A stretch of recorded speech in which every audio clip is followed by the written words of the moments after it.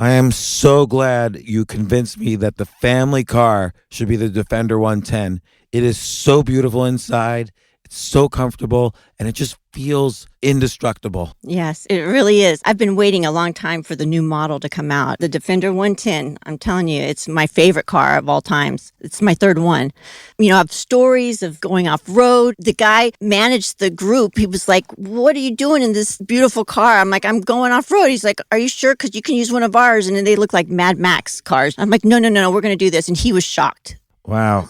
Well, it's great because the Defender has been reimagined for 21st century adventure, and its unparalleled off-road ability as well as its robust interior are invaluable whether you're headed towards uncharted territory or just a weekend of exploration. The Defender 110 tackles challenging surroundings with absolute confidence. The SUV conveys strength outside and in, featuring peerless technology like an intuitive driver display and an award-winning infotainment system. That's my favorite part, to keep you connected no matter where the journey takes you. Adventure is unique to everyone, and so is the Defender. Choose from the two-door Defender 90, the four-door Defender 110, or the larger Defender 130 with the ability to seat up to 8 passengers. You'll find uncompromising performance in all three. So pack up and go even further with the Defender 110. Learn more at LandRoverUSA.com/Defender. Right now, I really want you to get a copy of my book, Reinvent Yourself. I wrote this book because I needed it. For 30 years, I've had to reinvent my career, my life so many times, over a dozen times. I've gone broke, I've lost my job, I've gotten divorced, I've had to raise family, and I've also had times when my interests simply changed. And I wanted to know, how do you start reinventing a career without taking too much risk, without risking going broke? So I wrote my stories, I wrote my techniques, all in this one book, Reinvent Yourself, and I want you to have a copy of my book. All you have to do is go to www.reinventbook.net. That's www.reinventbook.net. This isn't your average business podcast, and he's not your average host. This is the James Altucher Show on the Choose Yourself Network. Today on the James Altucher Show. Right, and that's tough too. And then to figure out, am I juggling everything? How are my priorities? But just knowing what are my values? And 10 years from now, when I look back at this decade of my life, am I going to be impressed with how I spent it? Will I be happy with the priorities that I had and how I spent my time and who I spent it with? So this is related to actually the discussion we just had about when you know when to quit something. Yes, and I think for a lot of people that's a sticking point, that they set this goal and then they, at all costs, they strive to say, I have to reach this goal, or I told people this was what I was going to do, so now I'm going to do it. And to bring it back to mental strength, there's a misconception that if you quit, you give up, you change course, that somehow it means you're too weak to keep going. But sometimes it takes more strength to say, no, that's actually not what I want to do. How do you know when to quit something?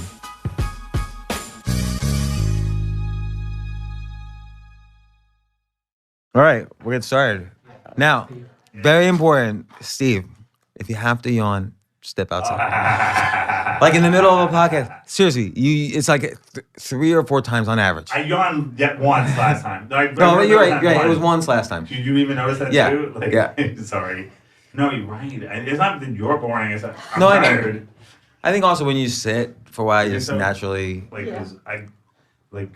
Okay, this is the last time saying anything, but I remember when I was in college, there were 15 people, and they were like, we're going to go watch The Godfather, but Steve, you can't talk the whole time. And I was like, screw you, I'm not watching with you, and I still never seen the whole Godfather. And Jay has never seen the whole Godfather either. We're going to have a Godfather viewing party for one of the greatest movies of all time. By the way, you're recording this for the podcast. By the way, Amy Morin, despite living in rural Maine, where there was nothing to do except drink Poland Spring, says she's seen 12 movies in her life. You've only seen 12 movies in your life? No, that was a bit of an exaggeration, but Have you seen never The Godfather? Nope. Wow. Thank you. Okay, no matter, it's like some movies are works of art, like storytelling is a craft. Right. And The Godfather is great. What movies have you seen? Amy Morin, author of 13 Things Mentally Strong People Don't Do, author of 13 Things Mentally Strong Women Don't Do. Any others? I forget. And 13 Things Mentally Strong Parents Don't Do. 13 Things Mentally Strong Parents Don't Do. And the upcoming, we don't know. Right. But it'll be 4 mentally strong people for sure. Yet to be determined. So, what movies have you seen? Oh dear. So I watched Talladega Nights. I watched. Okay, Will Ferrell, Adam McKay, brilliant movie. And you know what? I'm just going to break it down a little bit more. Than it's funny, right? You enjoyed it? Right. So it's very funny. But what their view is, and this is kind of contrary to, let's say, funny movies in the 70s, like, I don't know, Animal House or whatever. Their view of the world is that people in America now feel so entitled and just blindly think, oh, we're the best. So you have like all of their movies, if you look at them, Talladega Nights, Anchorman, Step Brothers, Will Ferrell stars in them, Adam McKay writes them. They're all kind of about these people who for some reason think they're much better than they are. And they don't seem to have the awareness that they're being too egotistical and they're maybe not the best that they think they are.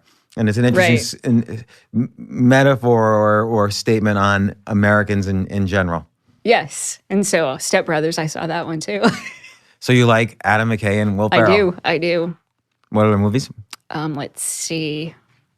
Elf with Will Ferrell. Elf with Will Ferrell. Okay, you like Will Ferrell? I think we get that. Right? This is horrible. Schindler's List? Yes, I did see Schindler's List. All right, you went from Talladega Nights to Schindler's List probably in one day. Right. Did you like Schindler's List?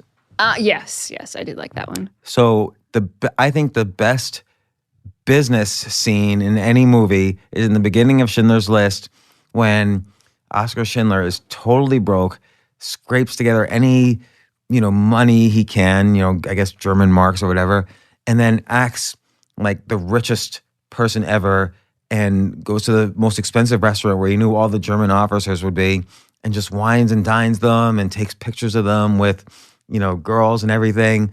And that's how he gets all his war contracts. And so I thought that was such an interesting business scene. Not only do you know these movies, you can remember them quite well. And my memory is failing in every other way. What's another one? So we've got 4. Not asking you to remember all 12. Shawshank Redemption. All right, good movie. No real comment on that other than that it was a great movie. So that's a movie about persistence, right? Mm-hmm. That guy played the long game for 30 years. So that's like, right. You can't, and in the worst environment where it's so easy to be dissuaded, it's really a movie about patience. Right. All right. Let's see how far you could go. Let's see. I go at the drive-in last summer. I saw Smokey and the Bandit. I don't think I've seen that since I was a kid. Right. They were having some sort of special night where they were showing old movies. So I saw that for the first time. Okay, listeners, if Amy Morin needs to see one movie, this is the author of 13 Things Mentally Strong People Don't Do. What's the one movie? Tweet it out to her. What's your Twitter? It's at Amy Morin. Amy Morin, LCSW, is in licensed clinical social worker. Amy Morin, LCSW. Mm-hmm. Tweet it out to her what movie she should see if she's going to pick one. And then if it's like a vote, so there's one movie gets more tweets than others, will you see that one? Absolutely. All right, so she's going to... This will be fun.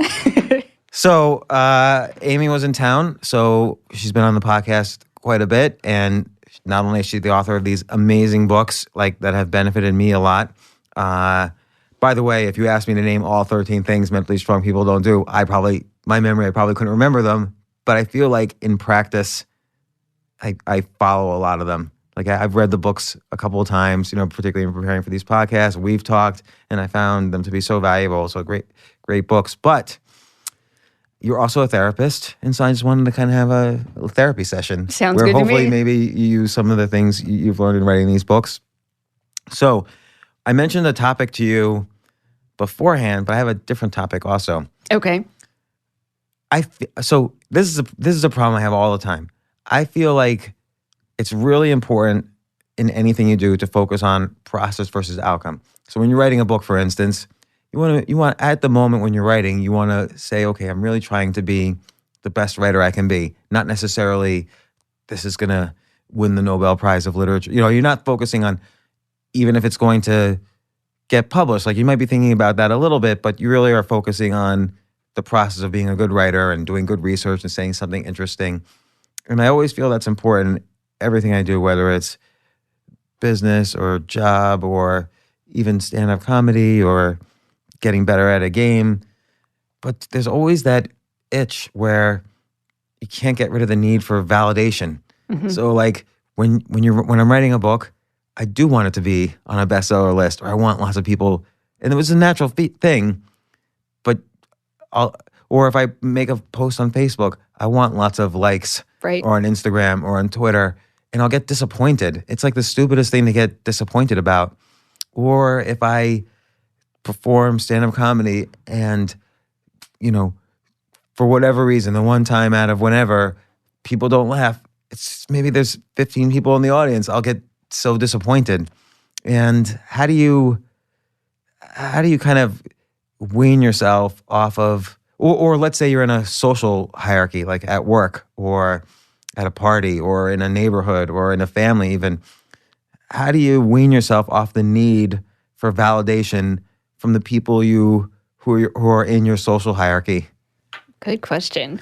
So, Well, it's one that I think about every day. and I think more people should think about this. So, And I'll give you more. Sorry, I'll give you more of a specific example. Like, let's even just say for stand-up comedy, I feel like really I should be just focusing on the process of being better and improving and learning. But instead, I'm just wondering, what does this person think of me? What does this person think of me? What does that club owner think of me? What does this other comedian think of me? Like, I get nervous, right. and I'm roughly successful and mature and older, and why do I care so much? I feel like I'm too old to care. But isn't that funny though? I think we all have that need to think, okay, I want to impress somebody. I want people to like me. And people who say, I don't care what people think of me. I mean, obviously you do. Right. I think the more people say that, the more they actually care. I think so too. I think a lot of times it's this defense mechanism that says, I don't care about what anybody thinks. Well, yeah, otherwise you wouldn't have to keep announcing that you didn't care, right? Right. That's a good point. So I guess a few things. Focus on what you can control, right? If we went back to the 13 things of what drains you of mental strength is trying to control everything. So focus on what you can control would be your own behavior. You can control how much time, how much energy, how much effort you put in. And you can't necessarily control how people respond to that. And there's this misconception that if you think about success, people will say, well, if I just picture great things happening, then I'll make it happen.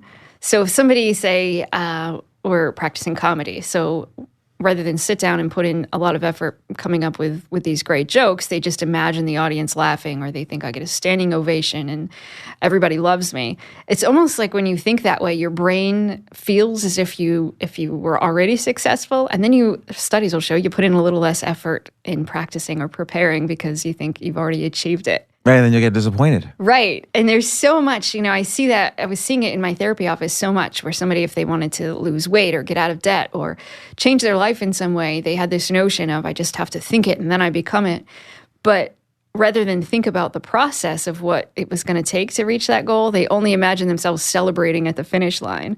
And that's not particularly helpful. So you really have to think more about, what do I have to go through? And part of what you go through sometimes is going to be rejection. There's going to be pain. But if you can picture yourself dealing with that in a successful way, rather than always winning at the end, it's much more beneficial. So I like that instead of picturing the finish line, picturing how you would deal with the different obstacles that could come during the process. I like that sort of visualization. That seems like a good technique. Right. Knowing, okay, if I stand up there, maybe only one person laughs. Well, what do you do?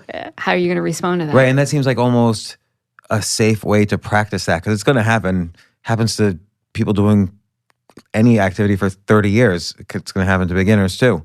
So, but the other thing is, I find when people picture success, the problem is you picture success when you're at the starter's line and you're picturing the finish line, but life is not a kind of carefully measured race. So what happens is when you're at the starting line, you don't really know what's going to happen 10 feet later. Like you're going to be more educated about what success means. Right. And I'm probably mixing metaphors here somewhere, but I find that as I get better at something, the understanding of what the finish line is changes. So it doesn't even make sense to picture the finish line. So for instance, if I start writing a book, I might have this idea, well, I'm going to be on the New York Times bestseller list. But as you learn about the publishing industry, you might have to make a choice. Am I aiming for the New York Times bestseller list, or am I aiming to make a lot of money, which might be different, Right. which might provoke a different process. to begin with. So, do I want to hit intellectuals, or do I want to write a romance novel that, has lots of readers, but probably won't make it to the bestseller list because there's some types of books they don't like to have on there. So I think that's the other thing that's the problem of just picturing success and never changing it, like fixing your definition of success. You're absolutely right. And if we used your example, but I was a therapist. I didn't plan on becoming an author. And so in the beginning, I thought, oh, yeah, you hit all the bestsellers list. And that's sort of the epitome. That's the best thing in the world. And then when you learn what goes into the list, how they're made, what that actually means, you think, oh, okay, maybe that's not as important as I thought. And I think if we took that into all areas of our life, what do you think is a successful career? What do you imagine is a successful relationship? And that sometimes your idea changes. But so many people, I think, don't change that. They keep their idea of what they once imagined, or they romanticized what the outcome was going to be. And then they forget, oh, yeah, maybe that's not exactly what I want. And it's okay to take a sharp left turn and do something different.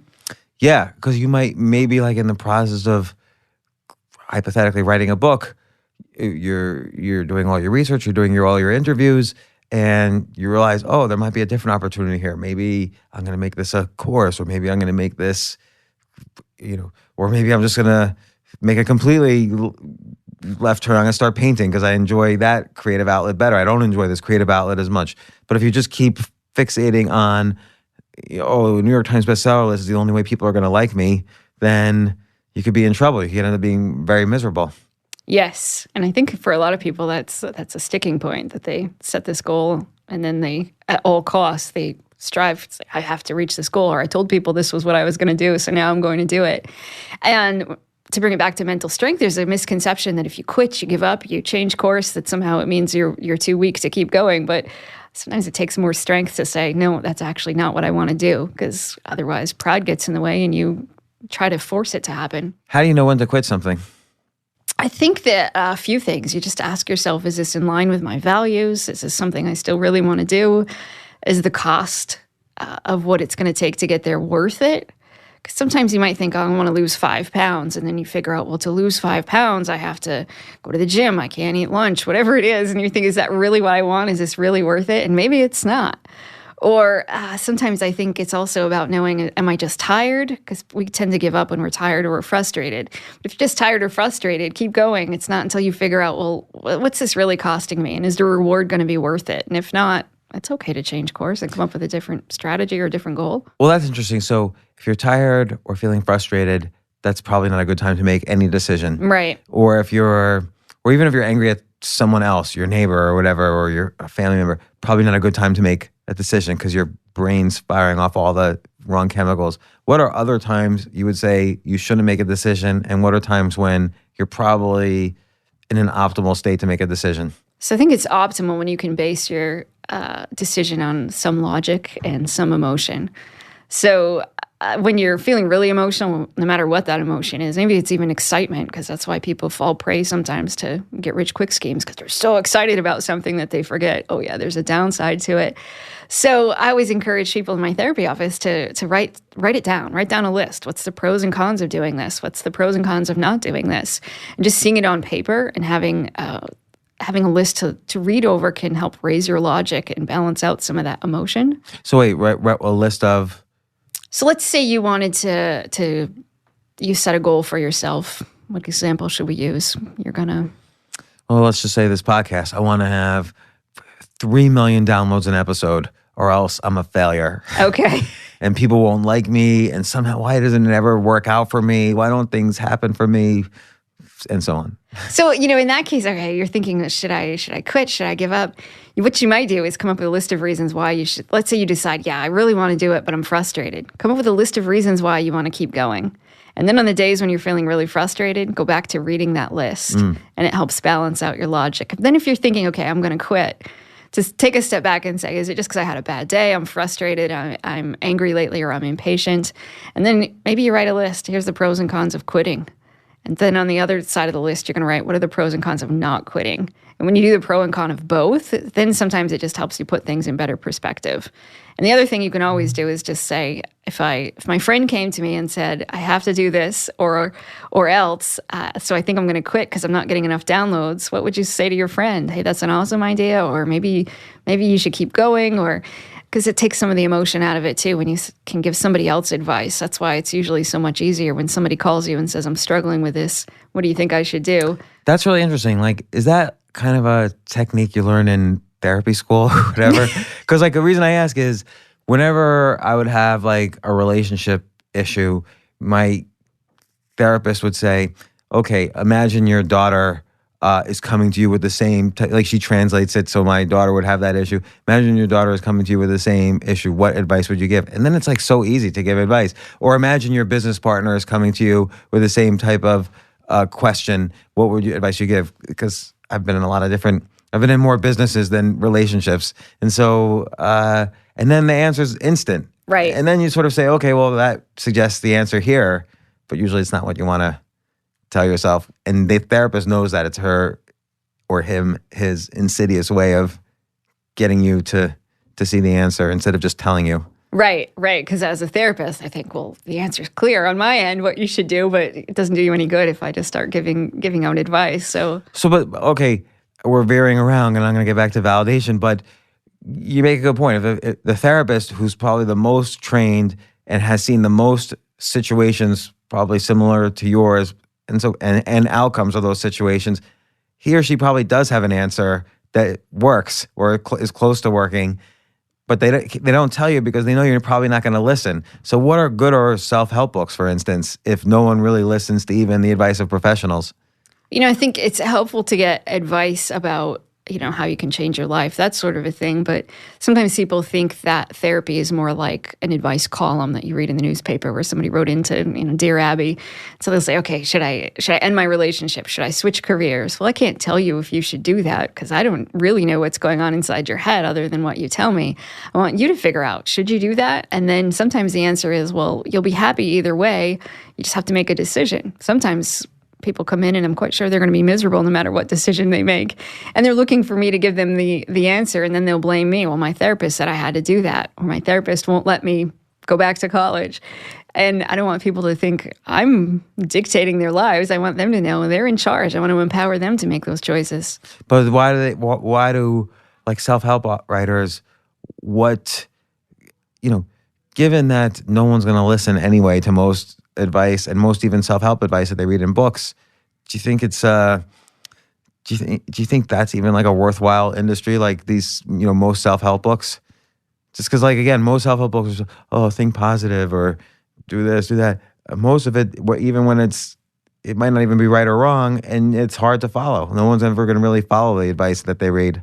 Right. And as a self-help author, I can say that. But I don't think you're a self-help author. You wrote your story. Yeah. And and here are the 13 things you did. So yes, you titled it 13 Things Mentally Strong People Don't Do, because then you wrote about what you did, and then you backed it up by all this research. Then people can do with it what they want. Right. You're not saying do this. You're just telling your story and then what the research supports. Right. And I find that so many people read self-help books. They feel really good when they're reading it. They're like, yeah, I'm going to change my life. And then they get to the last chapter, they read it, they close the book, and then they don't do anything. And so then, but they felt good while they were reading it, so then they grab the next self-help book and they read that one.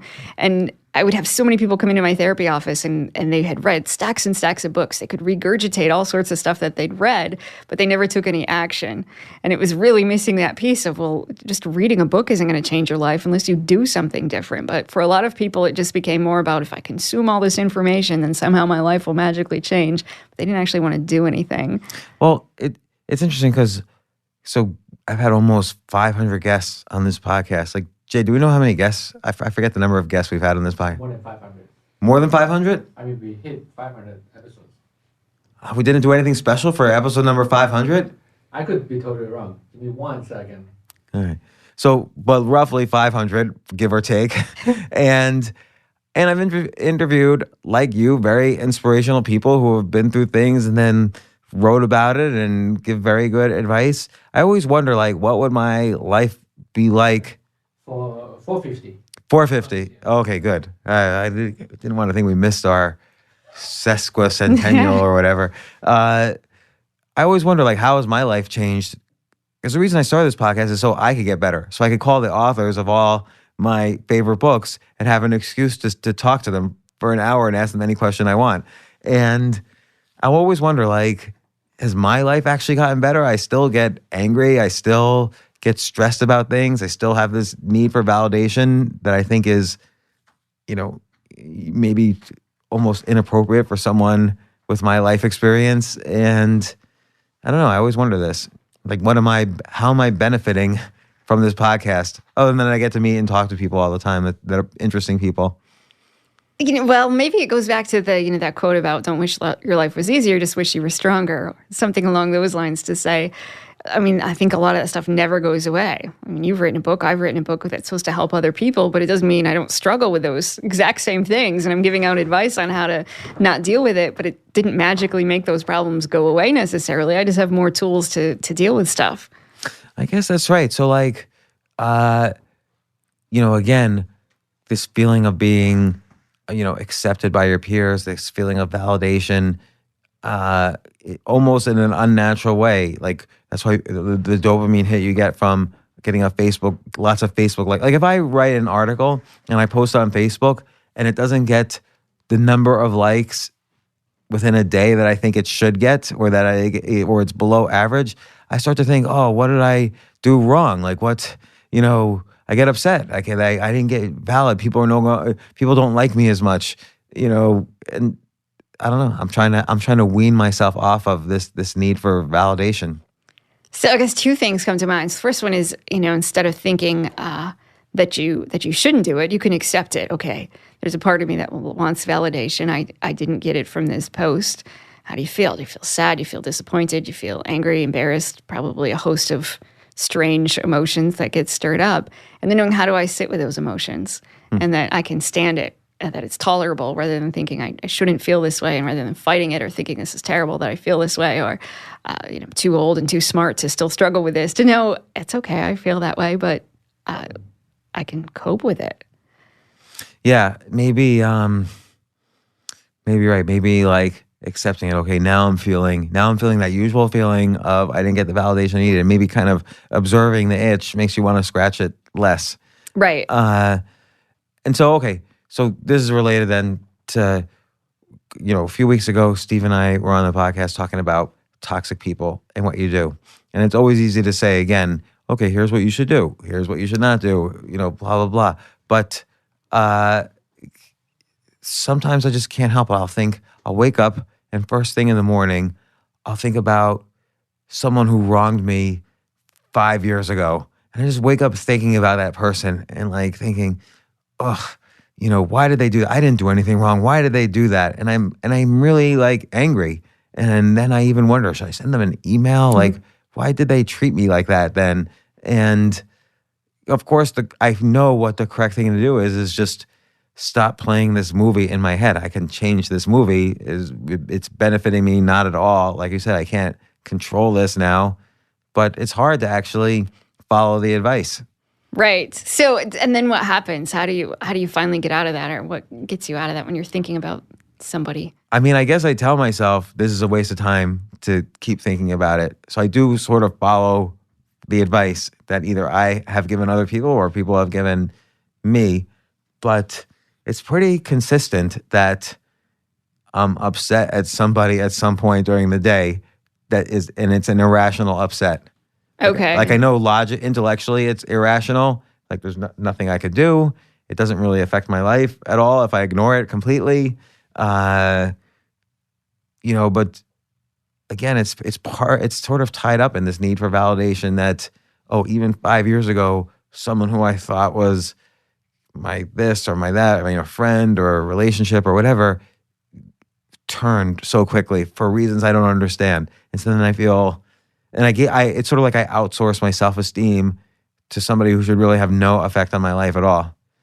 And so then what do you start thinking? So you start thinking about somebody that wronged you in some way, and then do you start to think, I should have recognized sooner that this person wasn't a good person? Do you start to beat yourself up, or do you Yeah, sometimes I do that. Sometimes I say, man, why did I put up with it for as long as I did this behavior.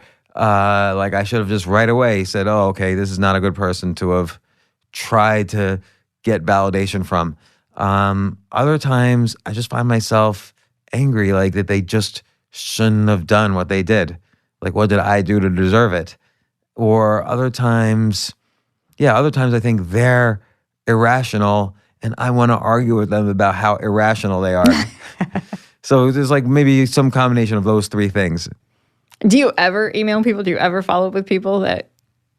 No, Did you I get never say, hey, why did you do this? Or, hey, we need to talk about this. Some people give me advice.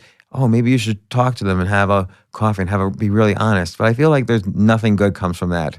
So like, what possible good come from that? We've already been distant in these ways that we weren't before when we were friends. So the relationship's already changed.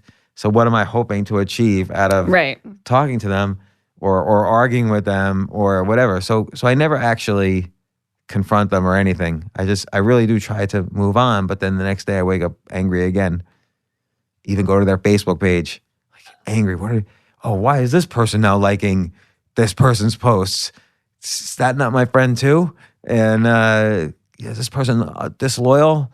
So, really stupid teenage type things. Right. And I'm 51. And how much time does it take up out of your day, if you had to guess? I don't know. How much time, Steve or Robin, how much time do you think it takes up out of my day? Because you hear when I'm part of the time I'm thinking about this. Half hour to an hour, maybe? Yeah. Oh, so it's quite a bit. Half hour to an hour. Yeah. Okay, so then... And by the way, I think I'm pretty good at, in general, managing my emotions and so on. But I'm emotional. I'll get emotional about these things, no matter what the logic is. Right. And it just comes out of the blue that maybe you think of somebody, or is there something that reminds you of this person, or? No, it'll be out of the blue. It's Okay. like almost like every day it's like I'm picking randomly out of a lottery bucket, and that's the person I'm going to be upset at that day. So then I would wonder, since it's so consistent, is there like some sort of common theme? Does it all come back to something? Is there something about... You're nodding your head. What's the common theme? Well, I think you're trying to figure out who you are in terms of your space with your, and how you're dealing with people. So, and the reoccurring thing comes up, maybe the same, you actually do the same thing, maybe you have the same reactions with these people.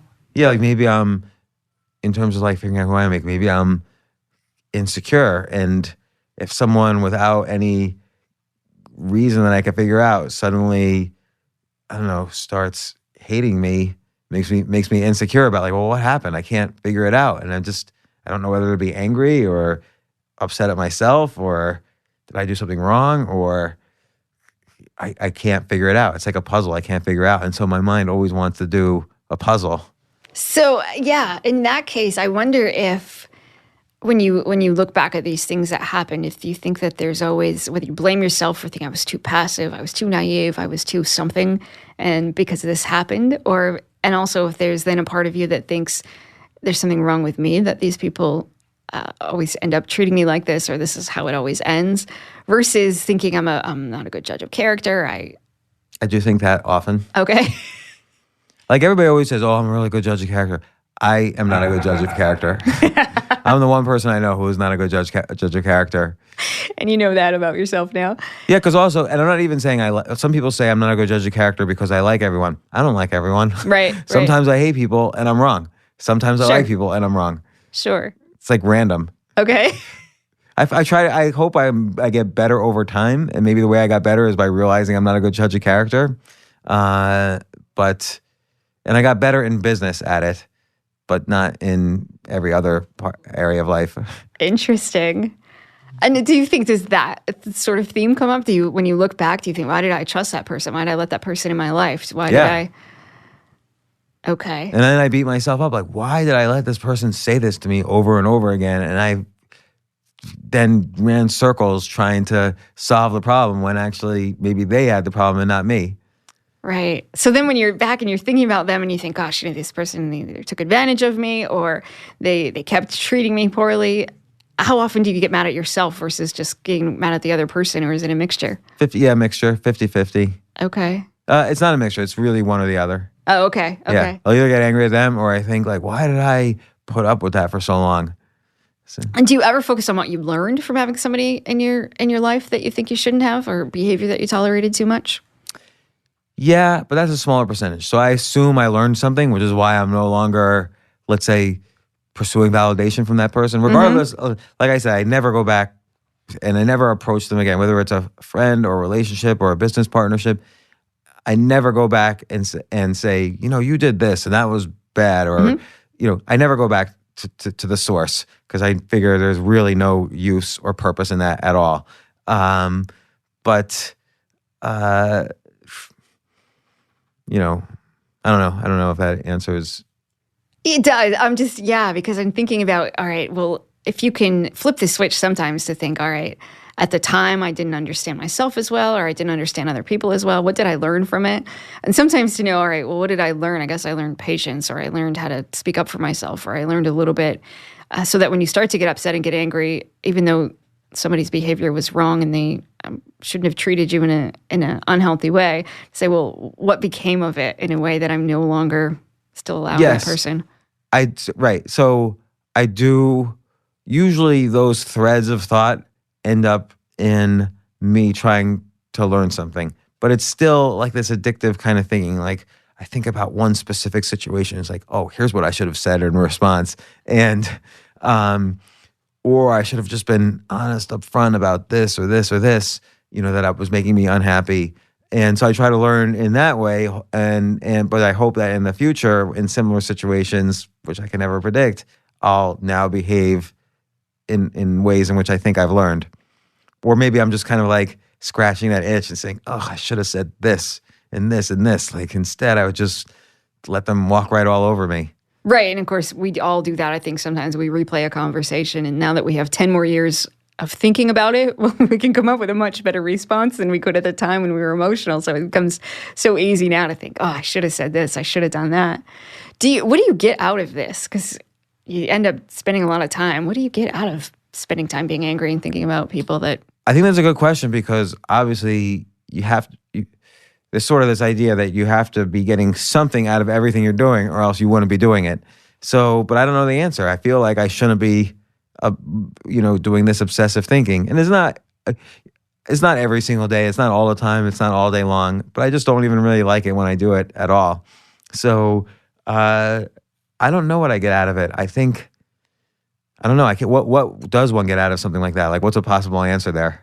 For a lot of people, so anger gives us energy. So for some people, it helps them get fired up. So even when they think about something that happened 10 years ago, they still feel really angry, and that feels better than being sad, or it feels better than being embarrassed. So that is a good response. So I could say that my book, Choose Yourself, comes out of that type of response. So let's say I write a book and no publisher wants to publish it, and I get angry, then the way I've learned to deal with it is, okay, I'm going to self-publish, I'm going to find other ways to publish this, or I'm going to turn this into a podcast episode, or I'm going to do so. So I'm really good at getting angry and then figuring out when there's a gatekeeper, I get angry if I think they're being stupid towards me. Mm-hmm. Whether I'm right or wrong, I don't know. But if I think they're being stupid towards me or my ideas, then I'll take what I can. I'll say, I will rationally say, is there something I could learn from this response? I'll try that first. And then I'll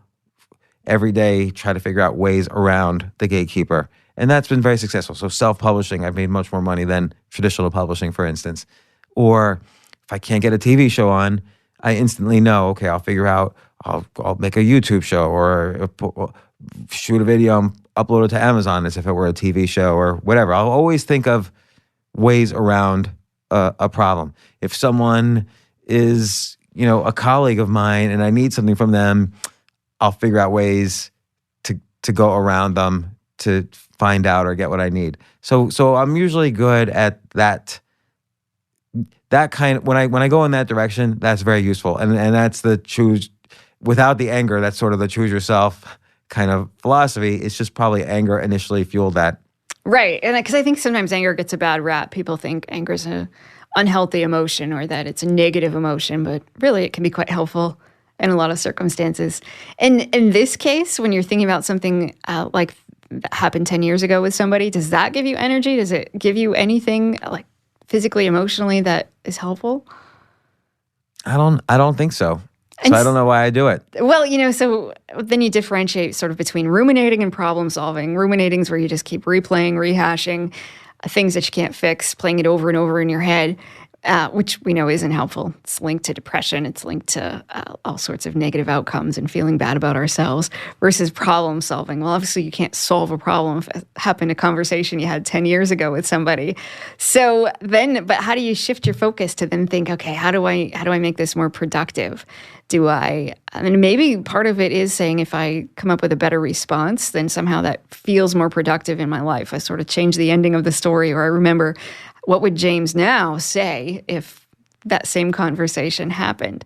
Maybe if you framed it that way, to say current day James would have said or done this, just as a reminder. But that's almost like part of the ruminating. Like, oh, if they said this now, I would say this. So, and you could probably go down the whole rabbit hole and keep going. Like it just happened to me this morning. I was thinking about a conversation I had probably 3 years ago, and I was thinking to myself, why didn't I say the obvious thing that should be said? Instead, I just let someone yell at me, and when the answer was clear that I could have just stood up for myself and said this, and they would have backed off right away probably.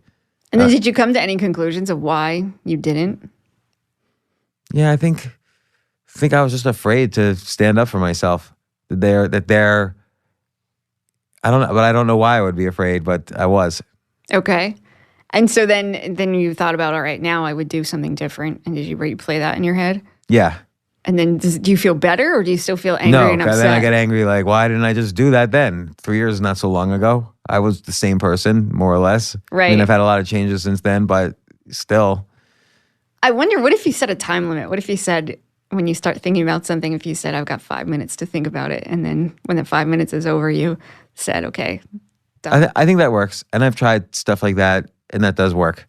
So a lot of the things we're saying, I guess, have worked for me. So we've said kind of like, imagine the advice you would give your daughter or your business colleague. Imagine, put this thing you just said, put a timeline on it. Sometimes I literally, like if it's a gatekeeper situation, I literally list and write down the things, all the possible ways I can get around this problem I'm having. So instead of viewing the person as my problem, I abstract away from the person. I say this obstacle is the problem, and what are the ways around the obstacle? So I remove kind of the personal aspect of it away, because I figure I'm not going to change people. That's a good one. So I have to work on it. So yes, I do these things, but it's always like, it's like the whack-a-mole games. Like always then some new situation pops up, which has triggered my insecurity or something like that from the past. So, since it does keep popping up, I would wonder if you kept a log of it where you said, just a couple sentences every day to then just try to find what the common thread is. There's a theme, I suspect, going on of just thinking, okay, the old James didn't used to do X, Y, or Z, or I allow these people in my life for X, Y, and Z reasons. But then the new James, and then fill in the blank, sort of to say, okay, I used to be that way. Here's the new me.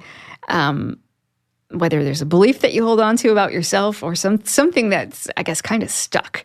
And I think if you looked at a whole bunch of these incidents that happened and kind of kept track of them, I bet within 2 weeks you'd have a really good idea of the common thread and knowing, all right, why do I keep doing this? And maybe if you just recognize that, figure out how do I honor that's some of the things I struggled with then, and then how do I make sure it's not going to happen now? Maybe then you would feel like you're able to let it go more. Yeah, I guess, what about cases where you're just simply disappointed also? Like, oh, I used to have such a great relationship with this person. I wish it never changed. And you just get disappointed about it. Even though it's like out of your control, it's done, it's over. I'm not talking about romantic relationships. I'm talking about any kind of relationship. So... and I think that's part of the grief process. Sometimes when we talk about grief, we usually talk about death, but there's grief when anything ends. So even a friendship ends and maybe you just sort of lost contact, there's not like a time where we usually don't break up with our friends. Usually it's just sort of drift apart or something like that. But what about if it's an irrational end? What I view as an irrational end, where I think like, what? This shouldn't have happened. And so then you just keep. Then I get angry. And then is it at somebody, or is that the situation, or yourself, or who might you get angry at? Let's say the person. Okay. Like, why did they all of a sudden do that? I'll think to myself. Well, and again, I think then it goes back to sort of just grieving and the weird thing. Like, at least if somebody gives us an answer that says, you know, when you're in the third grade and your friend moves away to the other part of the country, okay, it makes sense. We're not going to have contact. But when you're an adult, it doesn't always make sense. Yeah, or like, let's say with one of my kids once, when she was very little, she had a best friend, and then summer happens, so they didn't see each other for the summer. And then she comes back, my daughter goes back to school. The friend now, for whatever reason, no longer talks to her, has joined another clique, and that whole clique doesn't talk to my daughter.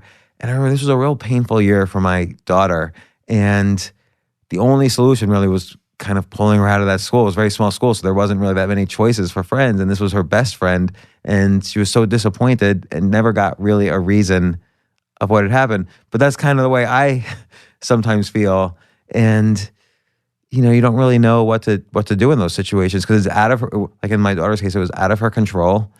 There's nothing she could have done. It's not like she's going to say, hey, we really need to discuss. Right. What? Because they were like in fourth grade or whatever. It's not like they would have had a rational discussion. Or maybe they would have. I don't know. Maybe kids have better discussions about this than adults. But what do you do in situations like that? So then I think it's about the story you tell yourself.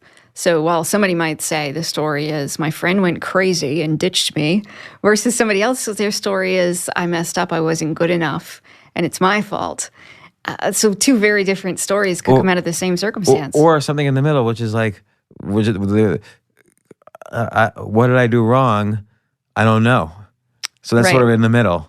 And that's kind of the most painful of all. It is, because then you're stuck thinking, yeah, did I mess up? Because if I don't know if I messed up, how am I going to make sure that this doesn't happen next time? Right. Versus if you think, all right, well, if my friend messed up and my friend did something, again, how do I know the next friend isn't going to mess up? What can I do differently? And then what could happen, I'm throwing my daughter under the bus and using her as an example when it could easily be me. But what ends up happening is sometimes you end up pandering so that, maybe if I change behavior, they'll like me again. Right. Or whatever.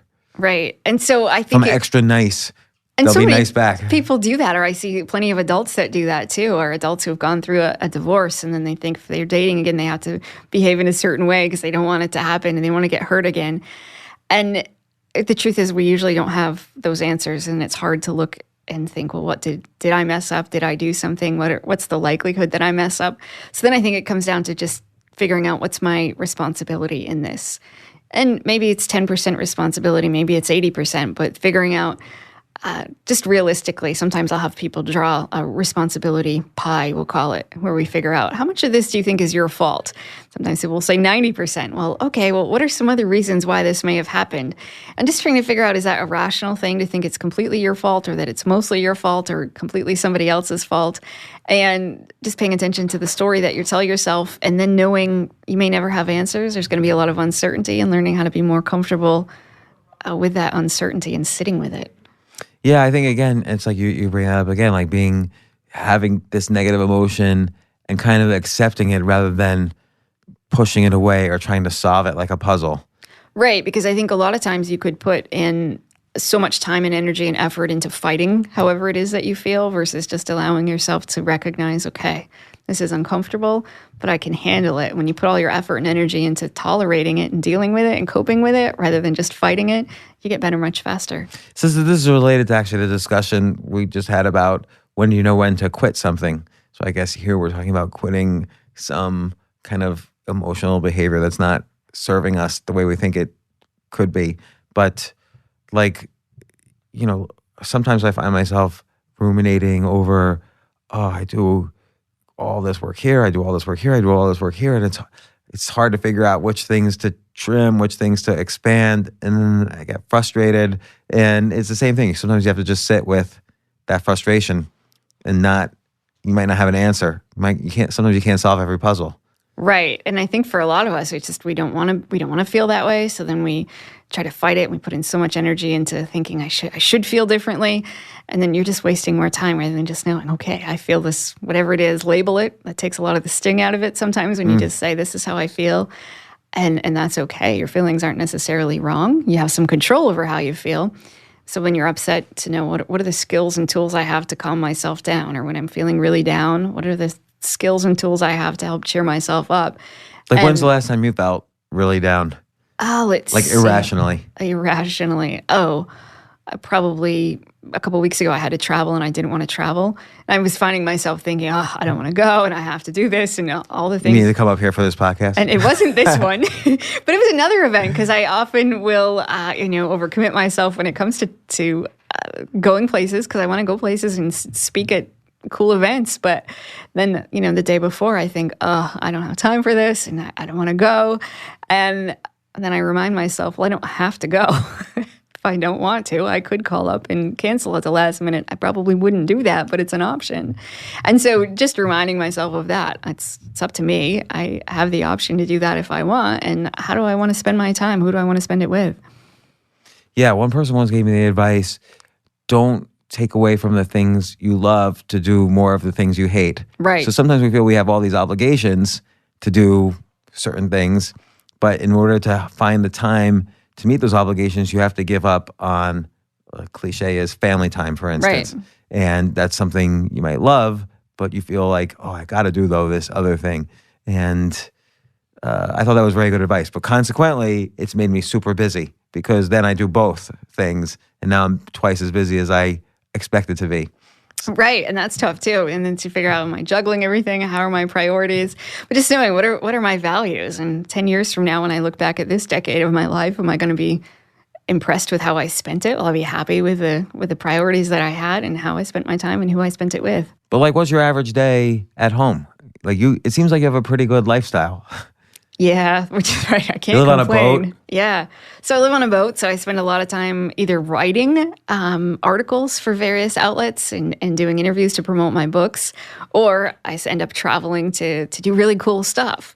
And so then when I put that into perspective, I think I really don't have much of a space to complain. In fact, this is kind of embarrassing to admit. A couple of years ago, I was in a very similar space. I was traveling. I don't remember where I was going, but I had that moment of, I wish I didn't have to go, kind of all those thoughts about, I just have so much to do and I don't have time for this. And I talked to one of my neighbors, and his son has diabetes and he's getting his leg amputated that day. And I think, okay, here I am complaining that I'm going to jump on a plane. That You're going to go to Paris first class. A ticket that somebody else paid for to go to a speaking engagement that I'm getting paid for. And I'm complaining. And so now when I'm tempted to complain, I just think, remember that day somebody was getting their leg amputated? But is that a little bit cliche? Like, okay, no matter what bad thing is happening to you, there's always something worse that you could think of that's happening to somebody. And just like there's always something better happening to somebody. So is that a little, like, does that really work to go down that angle? Like, eventually, it's all, or, sort of happiness is this relative thing. Like, that person, it's sad to get your leg amputated, but it's not like they're going to be depressed for the rest of their lives. They'll figure out how to be happy with that. Research tends to show that people sort of return to their base level of happiness, or however their emotions are. Yeah, and typically I don't tell people, when you're complaining about something, think about the starving children, because it doesn't tend to help us. It tends to remind us that, of sympathy, and we tend to actually feel bad when we start thinking about all these other problems, and then we get angry with ourselves. But something about that day was just a sticking point for me that reminded me of, I get to do all this stuff. And I changed the language in my head and just to remind myself that nobody's forcing me to do any of this stuff. I get to do it. So that's a technique too. And I think maybe I learned it from you, changing I have to I get to. Right. So I think that does work. Like, I do that technique tends to work. So there's all these different little techniques that you have to sort of remind yourself of all the time, because like, it's sort of like the brain wants to come up with problems. Yes. And at least mine does. I don't know what anyone else's does, but the brain always wants to come up with problems. And I have to say, okay, well, what's my repertoire of skills or tools that I've practiced? Because you have to practice those muscles for them to work. What tool can I pull out to apply to this situation? And that tends to work as long as it depends on how deep I'm into the rumination. Sometimes the rumination is like, no, I'm not, you're not letting go of this. We're sticking to this problem. Right. And you're going to keep obsessing for a while. And you bring up a good point, because I think a lot of people think, my life will be better when when I have a different job, when I have more money, when I get into this new relationship, or when the kids move out. But no, problems are going to follow you. Oh, when the kids move out, it's definitely better. No, I'm just kidding. But then your brain, as you say, your brain will come up with problems no matter what, that it's just going to be stuck, and your life isn't going to magically be cured of any unhealthy thoughts and uncomfortable emotions. They're going to follow you. It's all about how you deal with them. Yeah. So I think some of these tools that we spoke about here, which also overlap, what we've talked about, or what's in your book, all your 13 things mentally strong X don't do. I think this is all useful stuff. It's just kind of a matter of, it's like a muscle. You have to just keep practicing doing it as you get better in each situation of, I think I'll never stop waking up angry at someone, but I think reducing the amount of time and reducing the intensity of it are kind of two goals, say. I think it's a great place to start, and then to figure out, how much does it affect your life? How big of a problem is it? How important is it to get rid of it? And you might decide that this is just you, and that's okay, and that for 30 minutes every day or every other day that you're likely to do this. And once you accept it, you might find that then you're okay with it, and it doesn't seem to affect a lot more of your life. Then maybe it's just you. It's part of James.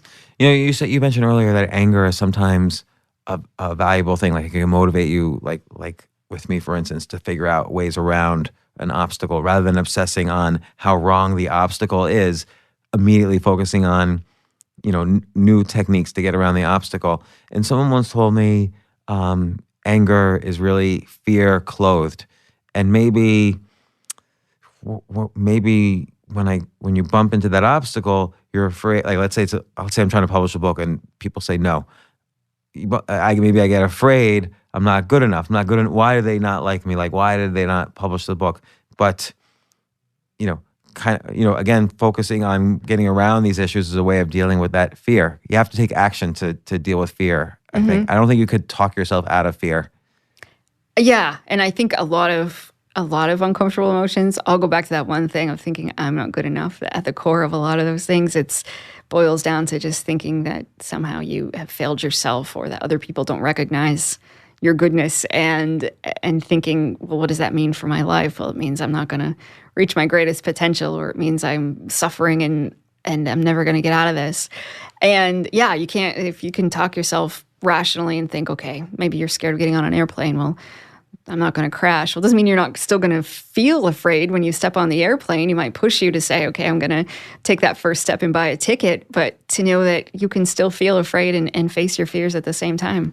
Yeah, I think that acceptance combined with the other tools and techniques that you described is incredibly valuable. But I'll tell you can I tell you my trick on airplanes? Yes. So I used to be really afraid of flying. I used to be not afraid of flying. And then 9/11 happened, and of course many people were traumatized by it. But I was in the street right outside of the World Trade Center, and I saw the plane actually crash. A lot of people saw it on TV afterwards, the smoke, the explosions, everything. So I saw the plane physically crash. So forgetting for a second that it was 9/11, watching a plane crash by itself is a traumatic thing for the brain to see. And I had, for a couple of years, like various PTSD type things. But every time I got on a plane, I was terrified. Even just the slightest turbulence, it's like my mind would go crazy. I thought everyone would just be sitting calmly, and I thought for sure we were crashing, and my heart would race and everything. But I had one technique that started working, and it was like magic. And I don't even know why it works so well, but it works great. And as soon as there's turbulence, I actually pray for the plane to crash. I want the turbulence to even get worse, because have you ever seen the TV show Lost? Yep. So I'm praying that the plane will crash and I'll end up on the island of Lost. So I immediately start thinking of the sandy beach and the characters, Jack, Kate, Hurley. I'm going to be their friends all of a sudden. They're going to be my new peer group. We're going to hang out and go on adventures in the island. And that solves the problem. My brain is actually hoping for more turbulence, and I enjoy more turbulence after that. Like, for some reason that works. I didn't expect that technique to work, but it does. It's like magic. I think that's a great one. It's sort of like changing the outcome, changing the story that you tell yourself and thinking, okay, look, changing your language. It's going to be great. If this happens, how wonderful. Yeah, and I'm wondering actually, like for instance, when I do stand-up comedy, sometimes if it's not going that well, I change my attitude again too, which is I aim for people to hate me as much as possible.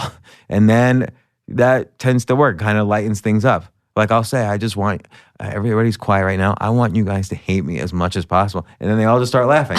So sometimes that reverse thing works, but it's kind of hard to know all the situations where it's going to work as opposed to not work. But, I think experimenting in what works for you may not somebody else. If they start envisioning, ending up on the TV show Lost, it may terrify them more. But to just try some experiments in life. So often we think, well, if this didn't work, then I'm stuck this way forever. But just try it and see if it works. If it does, great, keep doing it. If not, try something else. But just look at life as an opportunity to experiment with a whole bunch of different stuff to find out what works for you. Yeah, that's a good way to do it. So thanks once again. Did you mind giving me a therapy session here? I feel like I took advantage of your therapy skills. I didn't pay you $600 or anything. No, it's always a pleasure to be on your podcast and to be able to pick your brain a little bit and figure out what's going on in James Altucher's head. No, I feel I picked your brain. So Amy Morin, author of one of my favorite books, 13 Things Mentally Strong People Don't Do, author of 13 Things Mentally Strong Parents Don't Do, author of 13 Things Mentally Strong Women Don't Do, which is valuable for men to read as well, which we've talked about. The advice was just as good for men. Do you have any idea what the next one's going to be? I don't. So I guess it's been 4 months since the last book came out, so it's probably time to start thinking about what's next. Yeah, does your agent call you and say, Amy, we're doing good with this 13 things thing? Like, you got to keep coming up with stuff. Yeah, my publisher will say, okay, what are we doing next? So it's time to probably start thinking about it. Well, again, if the listeners want to specifically have Amy work on 13 Things Mentally Strong X Don't Do, tweet her what that X should be. And Amy, thanks once again for coming on the podcast. Well, always a pleasure. Thanks for having me.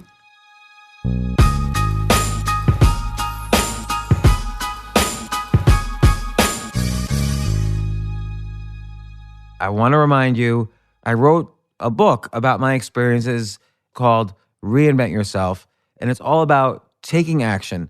Whether you want to supplement your income with a little extra cash, or even replace your job, or replace your career, or find something to do in retirement, or find a way to get to retirement.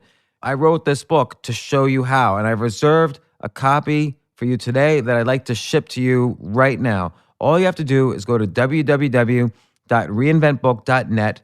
That's www.reinventbook.net.